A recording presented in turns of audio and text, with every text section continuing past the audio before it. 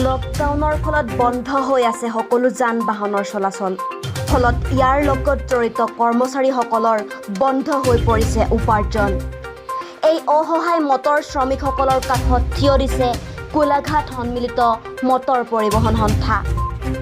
সন্থাৰ সদস্যভুক্ত যান বাহনৰ চালক পৰিচালকসকলক আৰ্থিক সাহায্য প্ৰদানৰ ব্যৱস্থা গ্ৰহণ কৰে সদৌ অসম মটৰ পৰিবহণ সন্থাৰ কাৰ্যকৰী সভাপতি তথা গোলাঘাট সন্মিলিত মটৰ পৰিবহণ সন্থাৰ সভাপতি পূৰ্ণ ৰাজখোৱাই।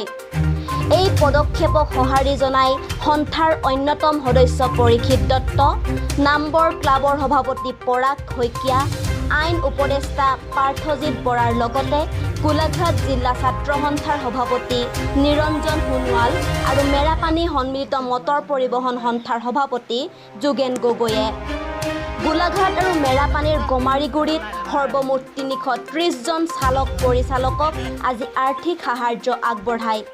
এই কাৰ্যসূচীত গোলাঘাটৰ জ্যেষ্ঠ সাংবাদিক দীপেন দত্তৰ লগতে সন্থাৰ বিষয়ববীয়াসকলো উপস্থিত থাকে।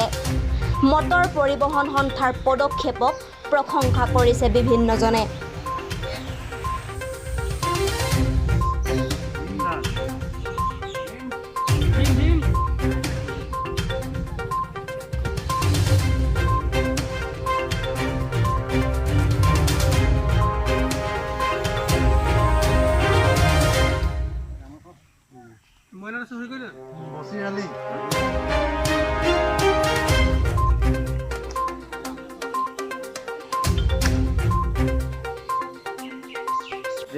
এই লকডাউনৰ সময়ত আমাৰ গোলাঘাটৰ যিবিলাক পাব্লিক আমাৰ বাছ চলোৱা মানুহ আছিলে, আমাৰ মেজিক টেম্পু কিবা কিবি চলোৱাৰ লোকসকল আছিলে, তেওঁলোকে ডেইলি চাবলৈ ওলাই আহে, যিবিলাকে গাড়ী চলাই কিবা এটা খাইছিলে।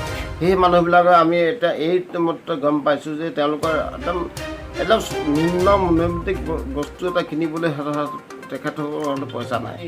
সন্মিলন মটৰ পৰিবহণ সন্থাই এটা ঠিক কৰিছিলোঁ, আমাৰ উপদেষ্টাসকলৰ কথা পাতিছিলোঁ, আছিলে পৰীক্ষিত দত্ত, যুগান্ত নাথ, পলাশ, গোটেইখিনি আছিলে। আমি গোটেই আমাৰ পাৰ্থজ্যোতি আইন উপদেষ্টা পাৰ্থজ্যোতি বৰা আছিলে, তেওঁলোকক কথা পাতি আমি ঠিক কৰিলোঁ যে আজি আমি 1,70,000 টকা আমি এটা সাহায্য বিতৰণ কৰিছোঁ। পৰৱৰ্তী সময়ত আকৌ কৰিম, তেওঁলোকে এই পইচাটোৱে তেওঁলোকৰ পৰিয়াল চলাবৰ কাৰণে কিছু সকাহ পায়।